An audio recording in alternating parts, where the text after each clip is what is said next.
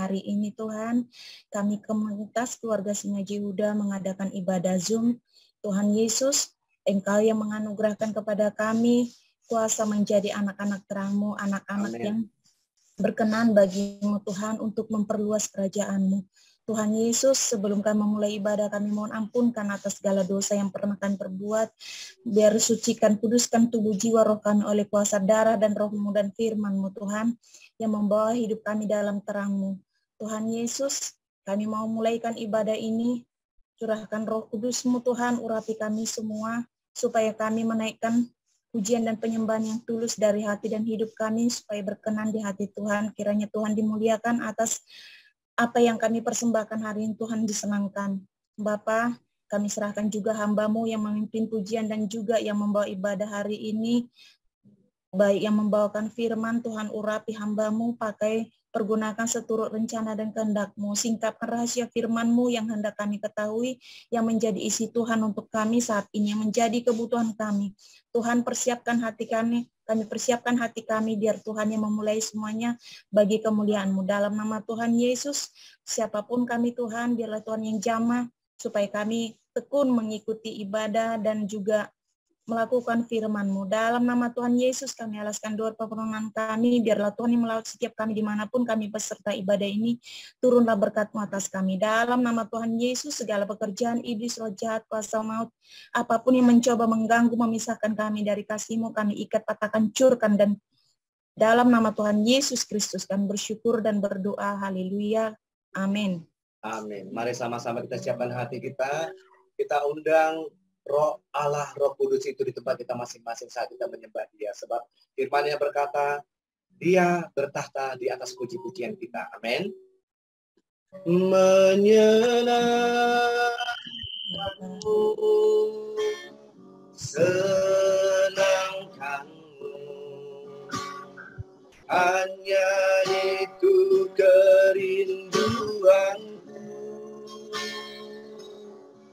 Menyenangkanmu, senangkan hatimu, hanya itu kerinduanku. Menyenangkanmu, senangkanmu, hanya itu kerinduanku. Menyenangkanmu, senangkan hatimu, hanya itu kerinduanku. Tuhan, ku mau menyenangkanmu. Tuhan, bentuklah hati ini jadi bejana untuk hormat-Mu, cemerlang bagai emas murni. Tuhan, serahkan hatiku, semua ku berikan padamu. Kudus dan hingga kudus selalu, agar aku menyenangkanmu, menyenangkanmu, senangkanmu, hanya itu kerinduanku. Menyenangkanmu, tenangkan hatimu, hanya itu kerinduanku. menyenangkanmu, senangkanmu. Hanya itu kerinduanku, menyenangkanmu, senangkan hatimu. Hanya itu kerinduanku, hanya itu kerinduanku, hanya itu kerinduanku,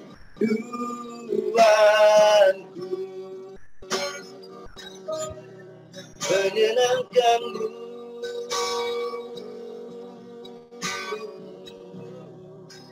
menyenangkan hatimu Tuhan.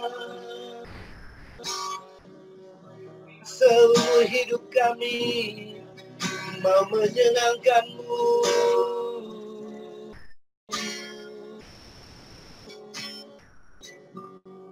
Pujilah aku,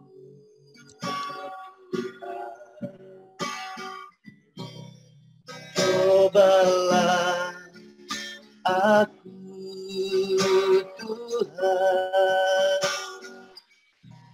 selidiki hatiku dan batinku,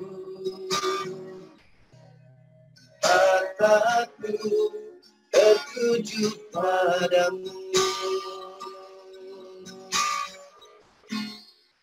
Aku cinta padamu Tuhan, aku rindu hadirat-Mu Tuhan. Aku ingin selalu dekat padamu, menikmati kehadiran-Mu.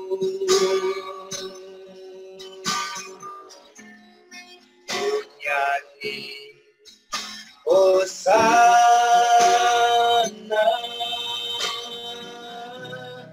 bagi Rajaku yang duduk di tahta.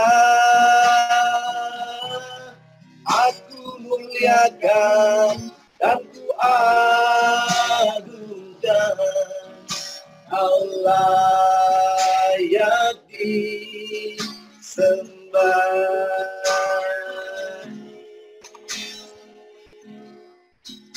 Nyanyi Hosana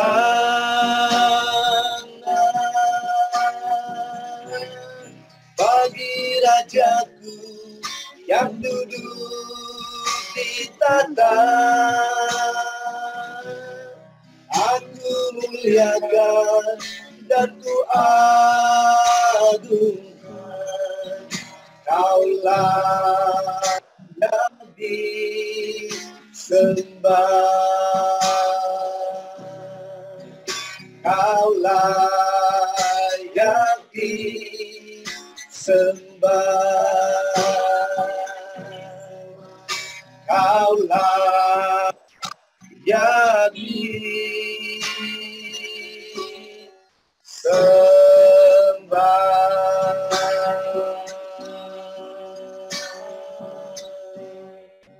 Haleluya, haleluya.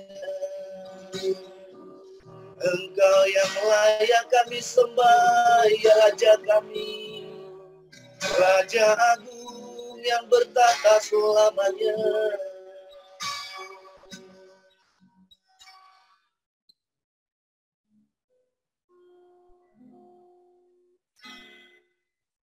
Besar dan ajaiblah karya-Mu, adil dan benarlah jalan-Mu. Yes Lord, jalan-Mu sangat adil, Raja segala bangsa yang maha kuasa, mulia namamu,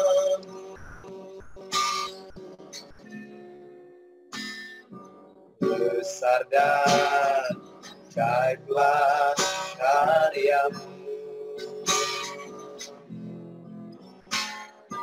adil dan benarlah jalanmu, Raja segala bangsa, Ia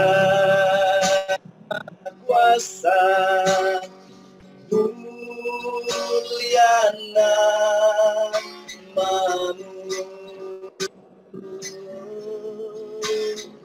layaklah segala bangsa sujud kepadamu,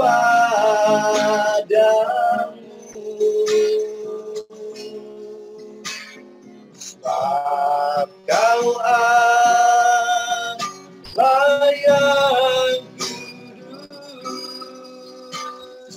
layak disembah,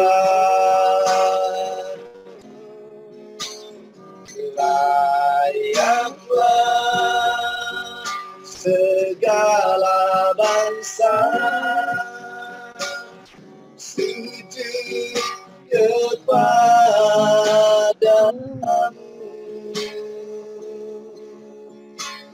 sebab Kau Allah yang kudus, layak disembah,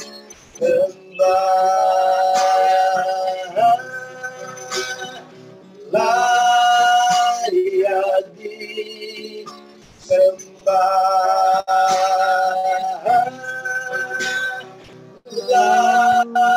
layak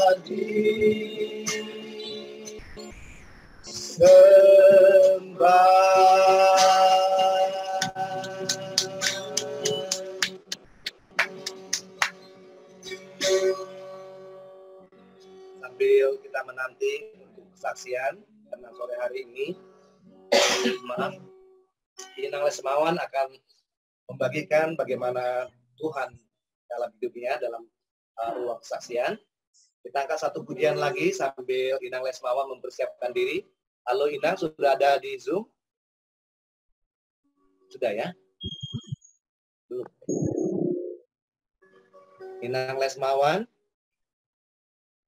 Oke. Sebentar ya, saya hubungi dulu ya. Karena dia kemarin ingin bersaksi.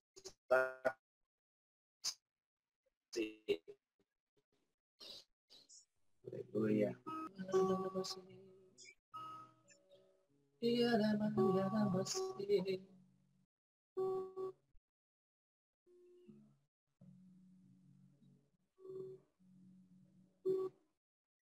Oke, sambil menunggu Inang Lesmawan masuk ke grup, saya sudah hubungi beliau, sudah chat beliau.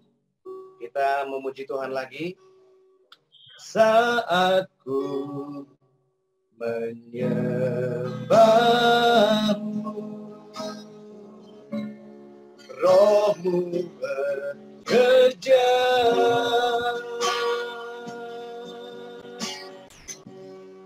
saat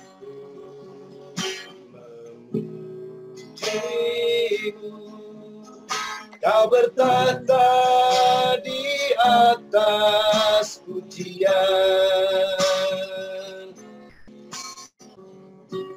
saat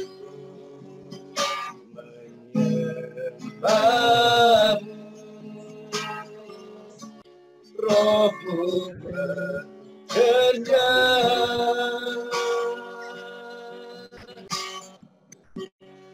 saat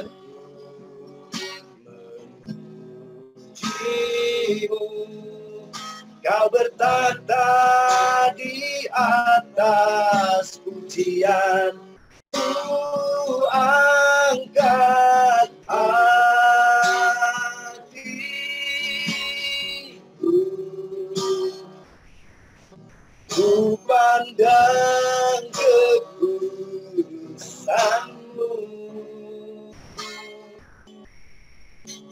saat ku sembah,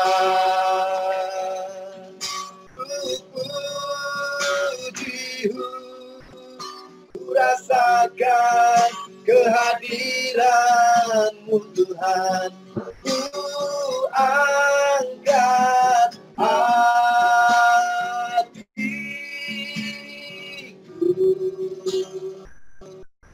ku pandang kekudusan-Mu saat ku sembah, ku puji-Mu,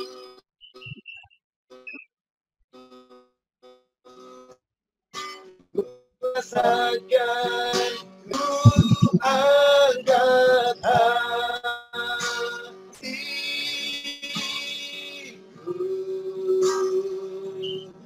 ku pandang kekudusan-Mu saat ku sembah, ku puji-Mu, ku rasakan kehadiran-Mu Tuhan, ku rasakan kehadiran-Mu Tuhan, ku rasakan kehadiran-Mu Yesus. Haleluya. Oh, dahsyat Tuhan kita. Amin.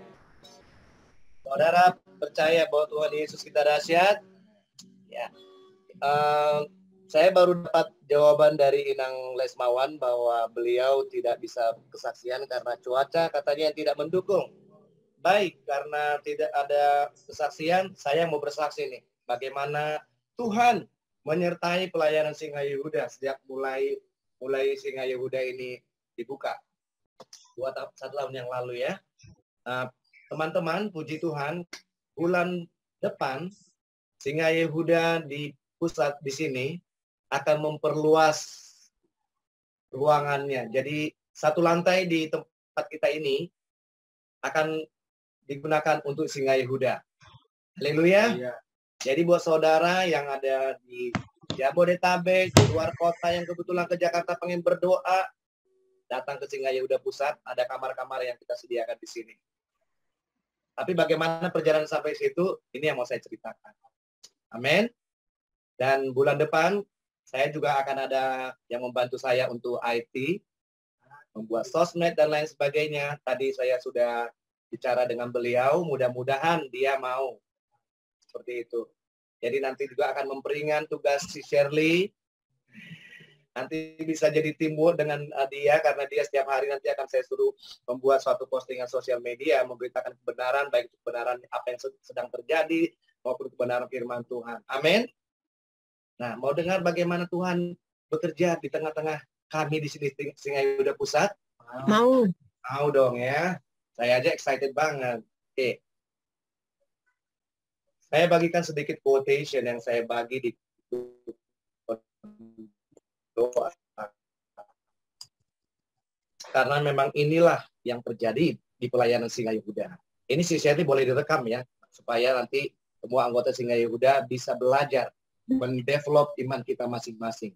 Sebab ketika kita berjalan dengan Tuhan, kita pasti maju. Ya, kita naik setahap demi setahap. Tadi saya bagikan ini. A seed grows with no sound, but a tree falls with a huge noise.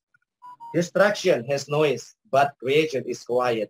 This is the power of silence. Grow silently. Ya. Intinya adalah bertumbuh secara diam-diam, gembar-gembor. Nah, bagaimana Tuhan memberkati kami Singa Yehuda Pusat di sini? Luar biasa. Dulu beberapa waktu yang lalu kan saya sudah pernah bersaksi kepada saudara semua. Saya memiliki murid yang diberi oleh salah satu anggota Singa Yehuda, Peter Darmawan namanya, pemilik sekolah Birai, ya, homeschool Birai. Ya, I want to be honest to you. Saya I'm paid only 3 million untuk ngajar satu anak ya. Satu anak, emang satu anak dari dia. Nah kebetulan murid yang saya ajar ini, namanya Bohwa, sudah pernah 2 tahun away dari sekolah. Jadi dia untuk masuk ke sekolah reguler itu agak sulit diterima. Karena pertama dia masalah umur, yang kedua dia sudah 2 tahun away dari sekolah. Jadi untuk masuk sekolah-sekolah agak sulit. Seperti itu. Kebetulan juga memang walaupun ini anak di sekolah internasional dari TK di Bunda Mulia International School, kemampuan berbahasa Inggrisnya sangat rendah, hampir nggak bisa, karena dia orang asli Cungpo. Oke. Nah, setelah saya masuk mengajar dia, di bulan pertama, di akhir bulan pertama, sekretaris pribadi bapaknya, bos si bos nih, menghampiri saya kaget. Pak David, wih hebat loh katanya. Hebat kenapa Bu Ana? Saya bilang, wih Pak David guru pertama yang bisa bertahan melewati pertemuan kedua. Yang benar, saya bilang. Belum ada guru yang tahan mengajar ini anak. Bahkan ada guru terakhir sebelum Pak David, uangnya dibalikin. Wow, saya kaget dong. Kok bisa? Iya benar, makanya kita kemarin heran-heran loh, kok si ini Pak David kok bisa sampai bertahan nih setahun. Bahkan sampai hari ini, puji Tuhan. Bahkan si sekretaris pribadi papanya itu udah keluar sekarang kan, ada penggantinya. Saya masih bertahan. Karena si orang tua nih melihat nih, ada kemajuan yang berarti dari anak ini. Ya, anaknya yang tadinya nggak mau ngomong, cembetut, segala macam, penglawan, ada perubahan. Dan saya ingat banget waktu itu pernah Pak Dharma kita lagi chatting. Dia bilang, ajarkan nilai-nilai kebenaran, ajarkan nilai-nilai Kristus. Jadi di setiap sesi pertemuan selalu tanpa mengutip ayat, dari Alkitab ini begini, enggak. Jadi selalu nilai-nilai kehidupan dari firman Tuhan. Saya insert di sela-sela pembicaraan. Singkat kata, memasuki bulan ke-6, orang tuanya pengen anaknya ini masuk sekolah biasa, reguler, tapi yang internasional. Udah pasti nggak ada yang mau dong, seperti saya ceritakan tadi. Sampai suatu ketika, saya bisa tembus masuk ke Universal International School yang ada di Kemayoran, di samping Gandhi Memorial International School. Saya berbicara dengan kepala sekolahnya, menceritakan bagaimana kasusnya si anak ini, kemudian juga menyerahkan raport dari sekolah sebelumnya, di mana semua core subjeknya, ya kalian yang guru tahu lah ya, core subjek, Math, English, Science, itu merah. Jadi harapan diterima sangat tipis. Tapi saya bilang sama dia, ini anak udah perkembangannya udah pesat sekali. 6 bulan ini saya menjadi tutornya, dia sudah bisa berkomunikasi dalam bahasa Inggris. Saya jamin kalau pihak sekolah menerima dia pasti bisa mengikuti pelajaran. Singkat cerita, oke, kalau gitu nanti kita bikin sesi interview via Zoom. Karena kan waktu itu masih belajar online ya, dan belum ada tatap muka. Baru kemarin tahun ajaran baru tatap muka itu pun sebentar, sekarang udah online lagi. Singkat cerita, setelah di waktu yang sudah di-set untuk sesi tanya-jawab, interview, dan juga tes matematika dan bahasa Inggris, saya udah latih memang murid saya ini, untuk bisa menjawab setiap sesi interview. Ya dong, saya dulu kan kepala sekolah, saya tahu banget kalau menginterview satu-satu murid kan.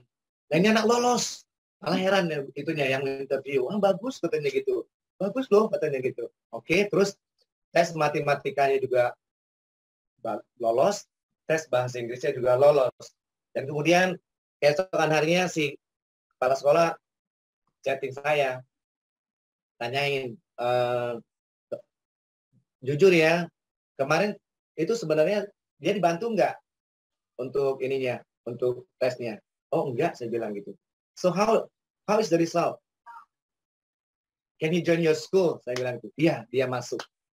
Jadi, tapi dia masuk dengan membuat suatu perjanjian karena si pihak sekolah, kepala sekolahnya tahu bahwa saya dulu kan bergerak di dunia karir saya di dunia pendidikan dan juga saya dulu kepala sekolah. Jadi si Bohuang ini bisa masuk ke Universal International School dengan perjanjian. Jadi kita bikin surat perjanjian, saya menjamin bahwa ini anak akan bisa mengikuti pelajaran di sekolah. Luar biasa ya Bapak Ibu ya, bagaimana penyertaan Tuhan. Dengan jaminan saya, anak ini masuk di Universal International School. Otomatis, nggak mungkin dia mengikuti dua jenjang yang bersamaan. Sebab waktu saya ajarin di Be Right homeschoolnya si Peter, itu dia di kelas 7, grade 7. Sedangkan ketika dia masuk di Universal International School, dia masuk grade 8. Lompat satu tingkat dengan perjanjian dengan saya. Otomatis yang ini harus dilepas dong ya, yang Be Right homeschooling ini. Tadinya saya berpikir, oh my God, kalau dia udah nggak lagi di Be Right, berarti saya kehilangan job nih. I lose income.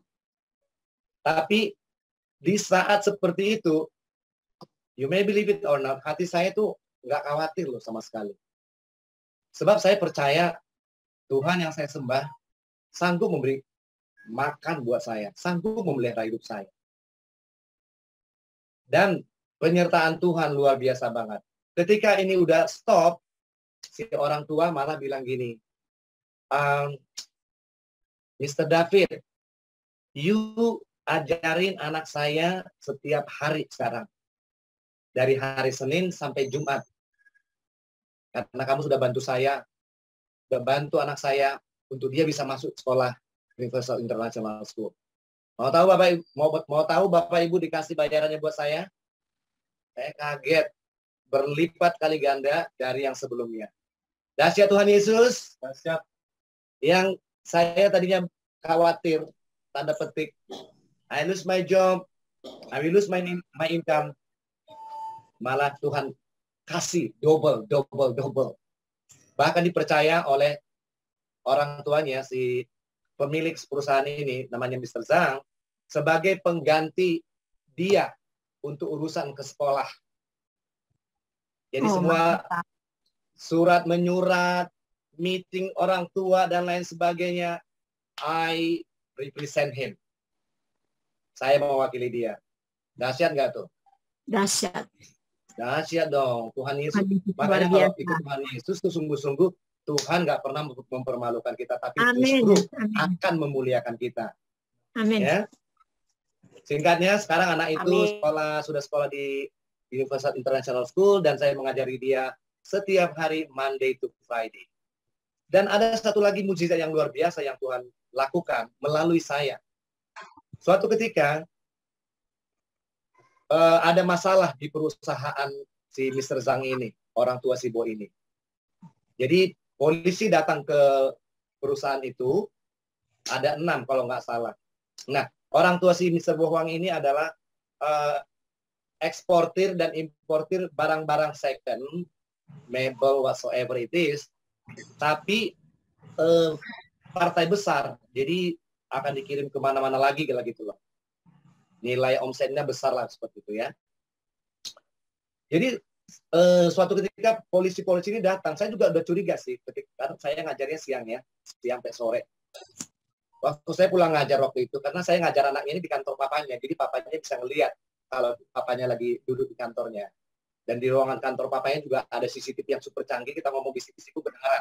Jadi semua aktivitas karyawan tuh nggak ada yang lolos. Kalau misalkan menggosipin bosnya, mau ngapain, pasti ketahuan. Bentar ya, saya minum. Nah, polisi-polisi ini, loh kok bisa di sini gitu ya, saya udah curiga tuh. Dan terus saya mengatakan ada yang nggak beres. Dan benar aja, besoknya, satu hari kemudian pas saya ngajar, kehebohan terjadilah di gudang gitu loh. Karena ternyata polisinya udah masuk ke gudang. Jadi rupanya polisi ini menemukan ada satu item barang yang dijual melanggar undang-undang perdagangan di Indonesia. Nanti saya ceritakan. Sampai terjadi kehebohan, kemudian bagian sekretaris pribadi yang baru, Ibu Intan, paniklah semuanya. Panic station semuanya, termasuk si Mr. Zhang. Emang ada apa sih, saya bilang gitu. Ini ada polisi datang gini-gini gitu. Kok bisa mereka datang tanpa ada ini surat perintah segala macam? Berarti ada yang lapor ini. Entah kenapa Itu saya pas lagi ngajar, tiba-tiba kayak digerakkan untuk menolong gitu loh. Jadi saya tinggalkan murid saya sebentar ya. Wait a minute, I will visit the warehouse gitu. Jadi saya pergi ke gudang sama si sekretaris pribadinya si Mr. Zhang ini. Ketemulah sama si polisi ini. Di sana udah ada juga temennya yang mulai mengintimidasi komisaris perusahaannya. Terus saya ngomong, ini ada apa ya? Saya bilang gitu. Loh, ini bapak ini siapa? Ikut campur tanya. Oh, saya sebenarnya hanya guru les privat yang punya perusahaan ini. Tapi saya ngerti hukum di Indonesia. Ini masalahnya ada apa katanya? Oh ini bos, pemilik perusahaan ini menjual barang ilegal. Barang ilegalnya seperti apa? Ditunjukin kan. Jadi inti permasalahan yang dimasalahkan polisi ini adalah barang ini, kalau menurut Undang-Undang Perdagangan pasal 85 memang, kalau setiap orang yang menjual barang di Indonesia harus dilengkapi buku petunjuknya 2 bahasa kan. Satu bahasa dari si perusahaan, si produsen, yang kedua bahasa Indonesia. Akhirnya si polisi bilang gini, enggak, ini pokoknya harus diproses. Oke, tapi masalahnya di mana? Ini sebenarnya apa yang solusinya apa? Kita bisa selesaikan gitu. Akhirnya dibawa ke kantor polisi kan. Kantor polisi Jakarta Pusat, diinterogasi dong semua di sidik kan. Terus saya ingat nih, bunyi Undang-Undang Perdagangan pasal 89, memang betul secara hukum salah nih. Tetapi itu kan barang digunakan untuk personal, artinya bukan dijual sebenarnya. Cuma si bosnya ini, si Mr. Zhang ini, keceplosan, bilang mau dijual. Seperti itu. Nah, otomatis, apalagi, maaf nih ya, kita harus ngomong jujur, polisi udah tahu model begini, ini jadi ATM berjalannya nih, kalau berhasil. Si bos sendiri sudah siapkan uang, tapi saya bilang no, keep it. Karena si bos ini selalu berpikir anything bisa diselesaikan dengan uang. Ini bos, orang Cungko asli, nggak percaya Tuhan Yesus, hari itu mukjizat dinyatakan di hadapannya. Jadi ketika diinterogasi lah, saya mendampingi dia diinterogasi oleh penyidik kan.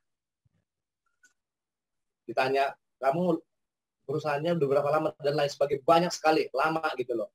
Tiba-tiba lewat satu polisi yang perawakannya kayak orang Batak. Refleks saya ngomong, Bapak orang Batak ya? Oh iya, katanya. Marga apa, Le? Oh, Manurung, tanya gitu. Saya Manalu. Singkat kata ngomong-ngomong Batak lah. Ternyata rupanya dia kayak jauh lah dari wilayah tempat kita tinggal. Jadi kayak cerita-cerita gitu kan. Oh, rupanya dia kepalanya. Nah, Tuhan kasih hikmat, nanti kamu ngomong sama dia gitu. Akhirnya setelah selesai disidik, kemudian nunggu sebentar sampai selesai maghrib, mereka pada maghriban. Saya ingat banget tuh ada satu polisi penyidiknya yang menyidik komisaris perusahaan ini, sobat tantang petenya kayak mengintimidasi, nunjukin pistolnya di pinggangnya gini. Saya candain aja. Jadi pas dia kayak gitu, gede juga tuh pak pistolnya. Gedean mana main di bawah, saya bilang gitu. Dia hanya untuk bercanda sebenarnya, tuh untuk mencairkan suasana gitu, karena tegang banget kan, semuanya pada tegang gitu loh. Yang si bosnya disidik oleh penyidik yang lain, komisarisnya saya dampingin ini. Terus tibalah saatnya, terus gimana katanya. Nah, si Pak Manurung panggil saya nih. Terus cerita lah ya. Sebenarnya saya tahu loh. Ini kalian ini nggak bisa jerat hukum. Kenapa? Ini kan digunakan untuk personal ini. Kecuali si Mr. Zhang ini menjualnya dalam partai besar. Ini digunakan untuk pribadi, saya bilang gitu. Ada kok itunya. Keterangannya di pasal 18.9 yang dikatakan anak buahku tadi. Jadi waktu itu saya lihat ada Alkitab juga di belakangnya. Lai kan orang Kristen kan, orang percaya kan, percaya Tuhan. Saya lihat ada Alkitab di belakang Lai. Saya yakin Lai baca firman Tuhan loh di sela-sela kegiatan Lai. Iya Lai. Kita sama orang percaya. Tolong, saya tahu ini si Mr. Zhang ini orang baik. Iya, sebenarnya beginilah ya. Akhirnya cerita lah.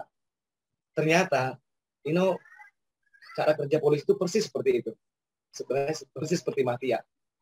Jadi dengan model kasus seperti ini, dia pun ditekan oleh atasannya untuk setoran berapa jumlahnya. Akhirnya si ini minta barangnya itu diberikan semuanya yang 13 unit. Ini nggak bisa dong lah gitu. Itu sama aja kalian meras. Kalau itu yang saya lakukan, saya akan tuntut balik loh kalian. Pegang nih perkataannya, kan saya tuntut balik. Karena kalian memeras. Dia nggak ngerti hukum di Indonesia. Saya ngerti, makanya saya bantu. Apalagi orang percaya, saya tunjuk lagi Alkitabnya. Lah baca itu kan Alkitabnya. Akhirnya Tuhan bekerja, Roh Kudus bekerja. Dia gerak, ya udahlah kalau gitu. Nggak apa-apa. Baliklah. Saya keluar dari ruangannya, si komisaris sama si bos sama si sopir udah nunggu. Gimana? Udah beres yuk pulang yuk. Hah? Kayak gitu. Si bosnya mungkin saking euforianya, makan. Katanya gitu. Bayangkan, dia yang udah siapin uang dengan hikmat yang Tuhan taruh di hak saya berbicara kepada kepala polisi itu, 1 peser pun tidak keluar. Cuma 2 bungkus rokok keluar buat para anak buah kepala polisi itu. Dahsyat Tuhan. Dahsyat nggak Tuhan kita? Dahsyat banget. Biasa. Makanya ketika kita pulang, kita sambil makan-makan cerita-cerita. Rupanya ini bukan kejadian pertama. Jadi udah pernah kejadian, kasus yang sama, polisi ini meras si Mr. Jang keluar 100 juta malam itu. Ditekan polisinya dia. Polisi Jakarta Selatan. 100 juta malam itu dia harus keluar. Makanya besoknya ketika saya masuk lagi ngajar, aduh coba ya dulu Pak Davi udah ada, kita yang 100 juta pasti udah nggak keluar gitu ya. Iya, dan si Mr. Yang juga cerita, iya terima kasih Pak Davi katanya. Jadi dia cerita dulu pernah kayak gitu kejadian.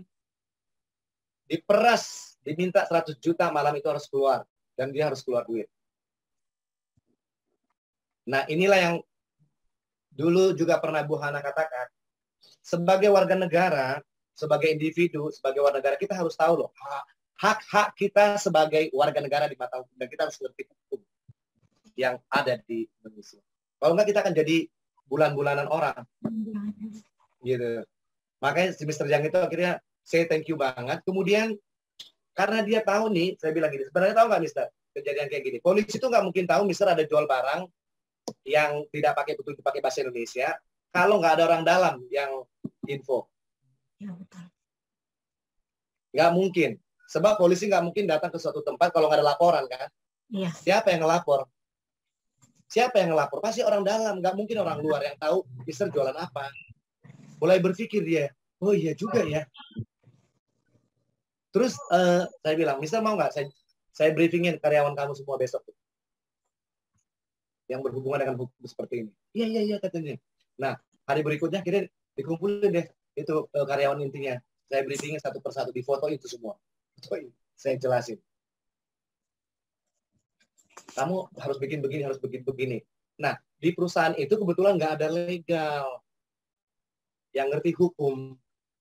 Jadi kalau ada masalah hukum, selalu selesai dengan uang. Jadi si Mr. Jang ini selalu berpikir everything bisa diselesaikan dengan uang. Si Mr. waktu kita malam pulang dari kantor polisi, tahu nggak Mr.? Di dunia ini nggak semuanya bisa diselesaikan dengan uang. Di dunia ini nggak semuanya bisa dibeli dengan uang loh Mr. Tapi ketika kita ada dalam bahaya, ada dalam situasi tertentu seperti sekarang, kalau kita andalkan Tuhan, saya nggak bilang langsung Tuhan Yesus Kristus, saya bilang Tuhan tadi saya tunjuk langit. Tuhan pasti tolong. Selama hati kita murni and sincere. Oh iya. Nah, orang yang cungkok nggak bisa ngomong bahasa Indonesia kan. Jadi dia mulai berpikir dari situ. Makanya besoknya sejak itu tahu nggak? Yang biasanya kalau saya datang kan saya dong yang istilahnya beri hormat sama dia ngasih istilahnya uang sama gue setiap bulan ngajarin anaknya. Sekarang kalau saya datang di sorry Pak David, sorry. Jadi hormat. Iya. Karyawannya saya briefingin. Jadi sekarang kalau ada masalah hukum, tanya si David. Bayangkan dipercaya seperti itu, padahal saya bukan bagian dari perusahaan itu loh. Saya hanya guru les privatnya kan. Benar nggak? Dahsyat kan? Dahsyat. Dan saya kemarin juga sebagai ucapan terima kasih, di samping dikasih duit, dikasih juga lukisan. Ini lukisannya pacarnya belakang saya nih. Yang berikutnya, bagaimana juga Tuhan menolong. Waktu kita retret 2 hari, ya ada Pak Edi, ada Pak ini juga saksinya tuh. Saya tiba-tiba didistrak dengan telepon seseorang yang nggak saya kenal. Orang Cina Cungko juga, bahasa Indonesia terpatah-patah. Oh, Pak David, sih ini dulu wang. Saya bingung. Ini ngomong apa sebenarnya? Oh, di Mr. Zhang rupanya merekomendasikan saya kepada temannya, seorang temannya, untuk ngajarin anak-anak temannya ini. Dahsyat nggak tuh? Saya nggak kenal tuh orangnya tuh kemarin. Tanya Pak Edi tuh. Di sela-sela kita ngobrol-ngobrol, ya dapat Diman juga ini, yang saksinya. Telepon dia, minta diajarin anaknya. Karena mungkin si Mr. Zhang cerita, anak saya 6 bulan diajarin si David bisa ngomong bahasa Inggris tuh. Coba sama dia deh.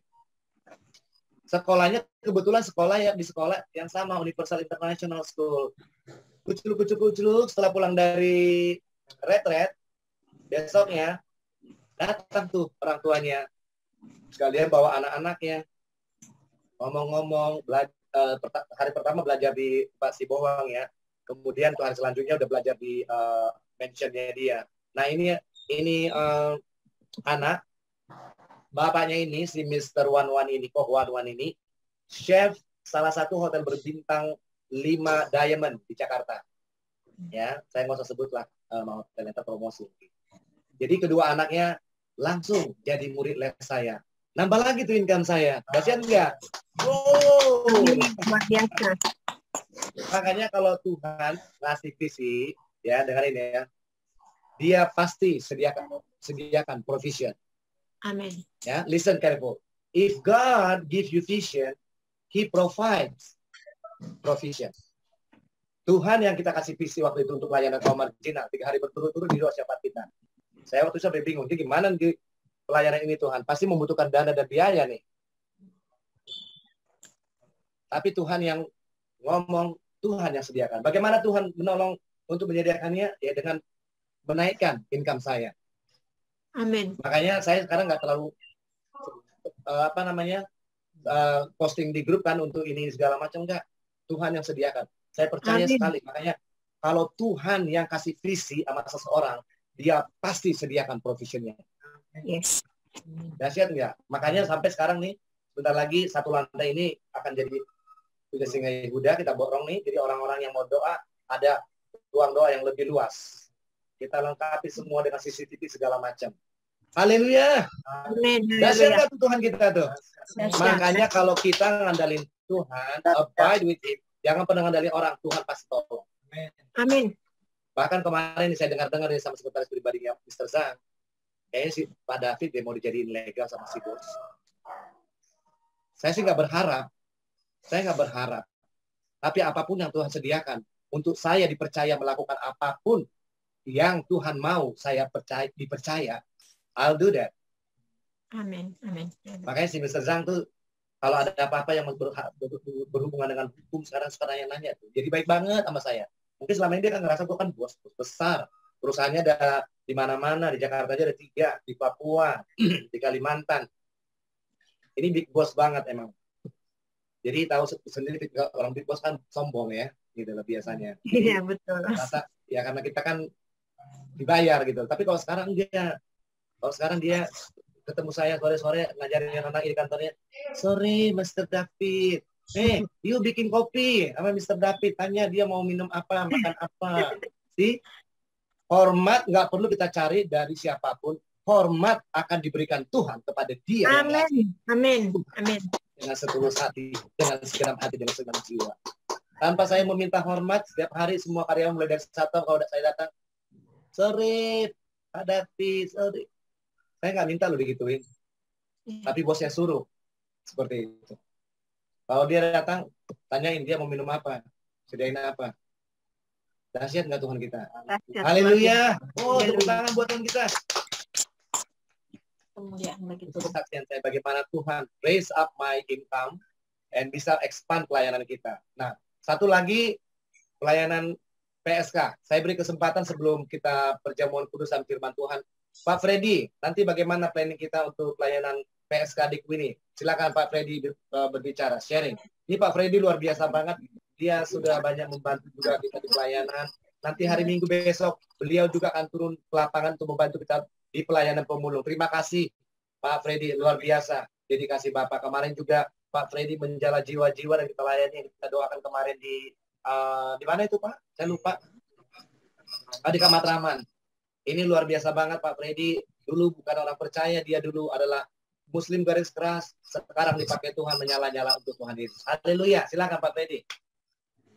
Shalom, selamat malam Bapak Ibu yang terkasih dalam Yesus. Tuhan, kebetulan tadi saya pulang kerja juga ketemu dengan para PSK, tapi Bapak Ibu ini PSK-nya tidak ketahuan PSK karena mereka pakai jilbab. Tadi saya mau video call dengan Pak David, saya nggak enak takut mengganggu Pak David. Jadi ini mereka ini pakai jilbab semua dan bukan orang kelihatan PSK. Itu semakin lama semakin banyak, ada 12 orang. Kenapa saya bisa menjangkau mereka? Tampilan luar nggak jaminan ya Pak ya? Iya, kenapa saya bisa menjangkau mereka? Seperti tadi yang Pak David kesaksian para mister, mungkin dikirain saya ini mister. Itu. Jadi begitu saya makan, mereka dekatin saya. Saya makan dengan teman. Dia panggil langsung begini, kok jalan-jalan yuk kok. Gitu. Aduh, saya bilang mau jalan-jalan kemana? Ya kemana aja nggak apa-apa yuk. Aduh. Tapi ujung-ujungnya kita karena belajar dekat dengan Tuhan, saya pikir bahwa jangan-jangan ini perempuan nakal. Nah ternyata saya deketin, ayo makan, ayo makan. Gitu. Akhirnya mereka terbuka bahwa mereka adalah PSK. Gitu. Dan mereka punya 1 orang anak, 2 orang anak, dan tidak ada yang punya anak. Saya bilang, saya punya teman, nah ini nih, mungkin Pak David tahu, tukang nyeletuk, kalau orang Jawa bilang nyeleneh. Gitu. Namanya Franz Doli. Nah, saya bilang dengan beliau, saya bilang, Anda kalau saya belum selesai bicara, jangan nyeleneh. Kalau orang Jawa bilang nyeletuk. Nanti kita nggak connect. Karena kita kalau salah penyampaian dengan orang-orang seperti ini, saya bilang, mereka nanti nggak akan mau. Oh iya bang, sorry bang. Nah, perbiasakan itu, kalau saya nggak suruh itu jangan dulu ngomong, saya bilang begitu. Udah gitu lo kayak dukun, saya bilang begitu. Udah, puji Tuhan, saya bukan sekali Bapak Ibu ketemu beliau ini, tapi sering. Karena kalau saya pikir kalau sekali itu nggak bakalan, jadi sering. Disitulah akhirnya mereka itu, bang, kok abang baik ya, nggak seperti laki-laki lain. Abang suka memberkati saya, suka kasih makan saya. Dan pernah tadi pun mereka nangis. Saya doakan Bapak Ibu, saya doakan itu mereka itu di rumah makan dalam nama Yesus. Saya panggil Yesus. Saya bodoh kanan kiri. Itu. Saya hanya fokus. Yang tadinya Bapak Ibu itu yang mendengarkan itu yang tadinya 7 orang, sekarang ada 12 orang PSK-nya. Bayangin. Ya mohon maaf Pak David, ya kita berani berkorban, apa yang kita tabur akan kita tuai. Untuk pelayanan kaum marginal kita harus berani berkorban. Ya, saya berani memberikan makanan buat mereka. Gitu. Nah di situ mereka makan, akhirnya yang satu bilang begini, Om, anak saya besok mau belajar, laptopnya rusak, gimana ya Om? Waduh, akhirnya saya benerin, makin lama mereka itu makin ini, saya bilang mau enggak? Nanti saya panggil rekan, tim doa, ya kami mau bersilaturahmi ke tempat kalian. Oh boleh Om, boleh. Akhirnya begitu cerita. Nah ini lagi Pak David mengenai PSK itu udah ini.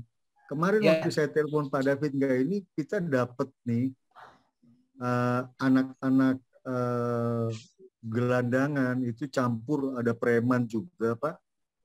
Itu sekitar 340 Pak di GBK Pak. Jadi saya namanya itu GBK Pak. Kita layani mereka Pak. GBK, Gedung Bawah Kolong Kampung Melayu. Mereka kemarin saya kumpulin, saya kasih nasi bungkus, mereka siap. Saya bilang kalian anak-anak baik, saya bilang gitu. Malahan tadi saya ke sana di bawah kolong Kampung Melayu itu saya dipanggil, Papa gimana ini? Saya bilang waduh puji Tuhan. Jadi disitulah kita ada ya mungkin Tuhan sudah berikan ya. Amin. Bahwa kita ini mereka itu jiwa memang baik dari PSK ya dan juga anak-anak gelandangan yang di bawah kolong itu. Dan kemarin juga saya dengan adik saya ini kemarin kita juga ketemu dengan kepala gangster. Kemarin itu belum Pak David, cuma saya pelan-pelan sampai saya bilang nggak apa-apa. Saya bilang Bung, mau 10 orang dulu nggak apa-apa. Yang penting pentolannya dulu lah bertobat terima Yesus. Mungkin itu saya minta bantuan Bapak Ibu yang terkasih dalam nama Tuhan Yesus. Jadi segala sesuatunya apa yang tadi disaksikan oleh Pak David, itu saya belajar, saya kerjakan di lapangan. Bahwa kita memang harus berani berkorban. Yes. Memang kelihatannya itu kecil, tapi buat mereka itu bukan kecil. Itu satu perhatian buat mereka. Bahwa kok masih ada saya diperhatikan oleh orang. Biasanya kan orang itu kan berbuat kurang ajar. Tapi saya tidak berbuat kurang ajar. Bahkan saya sedikit-sedikit saya masuk, kamu tahu nggak Sirotol Mustaqim? Sebenarnya Sirotol Mustaqim itu adalah jalan keselamatan. Itu Yesus loh, Isa Al-Masih, saya bilang begitu. Kok Om matanya sipit, putih, kok tahu ya? Nah inilah satu kesaksian, saya bilang. Iya karena budu wa iya karena staqim, idina Sirotol Mustaqim, inilah jalan yang lurus itu hanya kepada Isa Al-Masih, saya bilang begitu. Itu ada loh di kitab Jabur, saya bilang begitu. Jangan main-main, saya bilang. Anda pakai kerudung, tetapi kelakuan Anda tidak sesuai. Masa Anda mau kasih makan anak-anak Anda di mereka Pak David, mereka itu bilangnya itu kerja sama anak-anaknya. Iya, salah satu pabrik, padahal mereka bukan bekerja, jual diri. Dan Frans Doli juga bilang, oh Bang, Baheno ya Bang, oh, masih muda ya Bang, oh begini ya. Pelan-pelan, habis itu jadi nggak kedengaran. Gitu. Tapi saya belajar penguasaan diri Pak David. Ya, saya juga berdoa Tuhan berikan saya hikmat, tutup bungkus saya dengan kuasa-Mu. Tadi kita bertambah Pak David ada 12 orang PSK-nya dan di GBK Puji Tuhan, juga Pak Freddy. Kita juga melayani mungkin lebih dari 40 orang dan itu siap. Tinggal tunggu Pak David aja berkunjung ke GBK. Ya. Mungkin itu kita yang percaya saya kalau sampaikan. waktunya Tuhan itu pasti dituai jiwanya Pak. Amin. Mungkin itu Pak David yang saya sampaikan. Ya. Terima kasih ya Pak Freddy. Pak Freddy luar biasa dipakai Tuhan untuk menjangkau jiwa-jiwa yang mungkin pendeta-pendeta nggak bisa jangkau ke bawah sana. Tapi Pak Freddy punya cara yang Tuhan kasih keunikan untuk bisa masuk ke orang-orang tersebut. Dan saya juga melihat dan ada kesaksian di roh saya, Pak Freddy ini terpanggil untuk menjadi seorang pendoa. Makanya saya selalu libatkan nanti untuk di lapangan Pak Freddy untuk juga berdoa. Jadi besok saya tunggu Pak Freddy di markas doa jam 3 ya Pak ya. Jadi sebelum satu lagi Pak David, lapangan kita Pak, satu lagi ya, silakan bantuan. Kebetulan ada mertua saya ini di rumah. Oh luar biasa, yang tempo hari Bapak cerita ya? Iya. Wow, kebetulan luar biasa. Beliau akan tiba saatnya dia dijamah Tuhan dan dibaptis seperti Pak Freddy. Ikut di Zoom Pak. Beliau dengar ya? Apa yang Pak David puji-pujian. Ya saya bersyukur Pak. Tuhan. Segala sesuatunya indah pada waktunya Pak. Terima kasih Pak. Kalau minta bantuannya untuk keluarga Singa Yehuda, untuk mertua saya. Terima kasih, Tuhan memberkati. Kita akan selalu doakan Pak ya. Terima kasih Pak Freddy, luar biasa sekali. Kita lihat orang-orang yang baru saja mengenal Tuhan justru bisa dipakai Tuhan luar biasa. Makanya ada ayat yang mengatakan yang terdahulu menjadi terkemudian. Yang terkemudian menjadi terdahulu. Jangan sampai kita yang sudah terdahulu jadi terkemudian loh. Kita sudah terdahulu, lari lagi lebih kencang. Amin. Kita siapkan hati kita untuk mengambil bagian dalam perjamuan kudus sore hari ini. Kita naikkan satu pujian di hadapan Tuhan. Haleluya. Tuhan hadir di bait suci-Nya. Tuhan ada di tahtanya. Kami bawa korban pujian,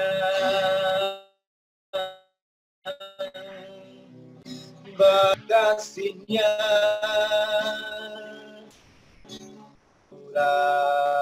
rasakan kehadiran-Nya.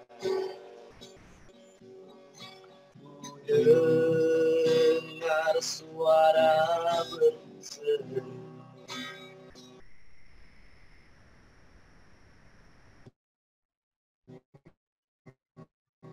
anak layak untuk terima pujian, nyanyi haleluya,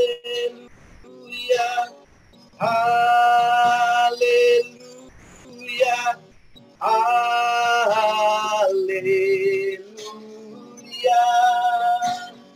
nyanyi haleluya, haleluya,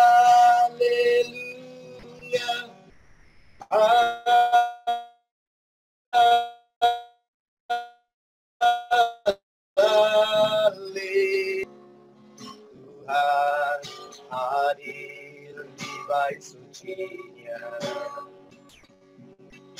Tuhan ada di tahtanya. Kami bawa korban pujian,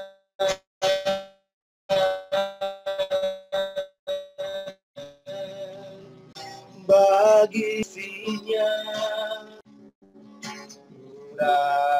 rasakan kehadiran-Nya. Ku dengar suara berseru, anak domba yang dikorbankan, layak ku terima pujian, nyanyi haleluya, haleluya, haleluya,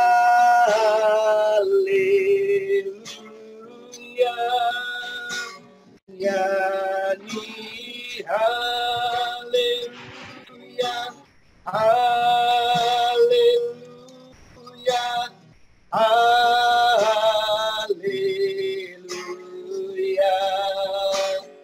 nyanyi haleluya,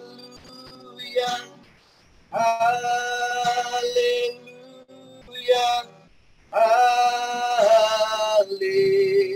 haleluya, nyanyi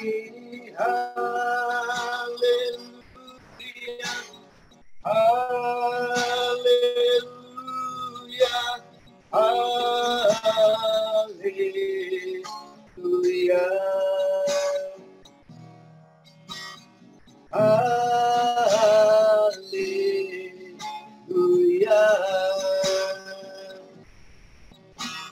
haleluya.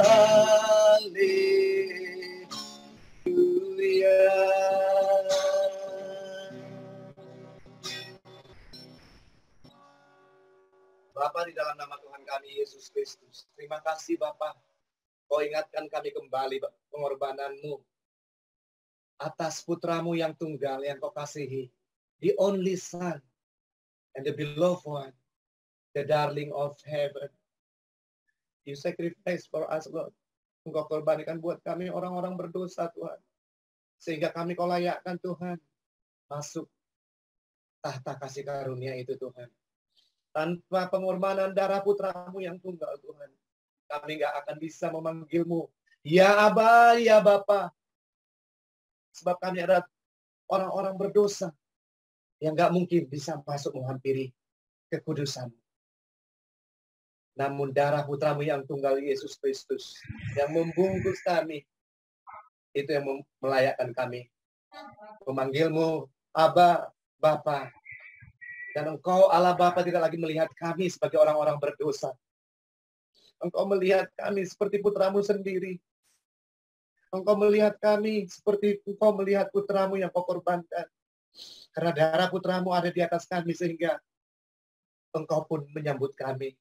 Terima kasih Bapak. Sore hari ini kami lakukan perjamuan ini bukan sekedar rutinitas Bapak. Kami ingat di luar sana banyak jiwa-jiwa yang terhilang Tuhan.